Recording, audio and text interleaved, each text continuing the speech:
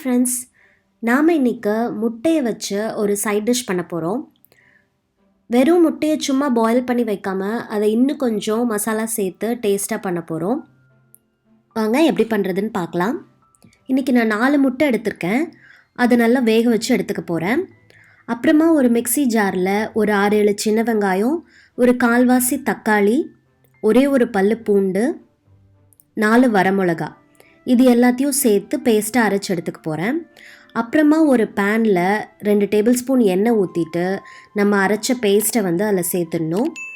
சேர்த்துட்டு ஒரு 2 நிமிஷம் பச்சை வாசனை போகிற அளவுக்கு அதை நல்லா வதக்கி விடணும். அதுக்கப்புறமா அதில் ஒரு 1/2 டீஸ்பூன் சர்க்கரை, 1/2 டீஸ்பூன் உப்பு சேர்த்துட்டு நல்லா மிக்ஸ் பண்ணிவிட்டு ஒரு 1/4 கப்பு தண்ணி சேர்த்துக்கிறேன்.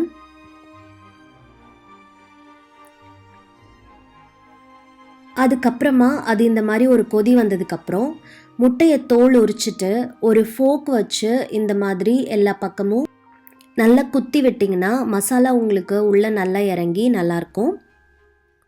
நீங்கள் முட்டையை தனியாக கொஞ்சமாக 2 டேபிள் ஸ்பூன் எண்ணெய் ஊற்றி அதை நல்லா ஃப்ரை பண்ணிவிட்டு அப்புறமா கூட நீங்கள் இதில் சேர்த்துக்கலாம்.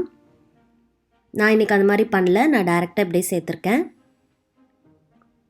முட்டையை சேர்த்துட்டு நம்ம சேர்த்துருக்க மசாலா பேஸ்ட் நல்லா வெந்து இந்த மாதிரி சுருண்டு முட்டையோட எல்லா பக்கமும் ஒட்டி வர்ற அளவுக்கு அதை குக் பண்ணணும்.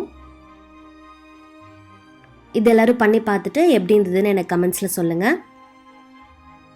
இது சாம்பார் சாதத்துக்கு, ரசம் சாதத்துக்கு, ஃப்ரைட் ரைஸ், புலாவ், பிரியாணி எல்லாத்துக்கூடையுமே நீங்கள் சைட் டிஷ்ஷாக வைக்கலாம்.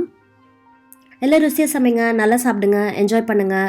என் வீடியோ பிடிச்சிருந்துச்சின்னா லைக் பண்ணுங்கள், ஷேர் பண்ணுங்கள், என் சேனலுக்கு சப்ஸ்கிரைப் பண்ணுங்கள். Thanks for watching. See you in the next video.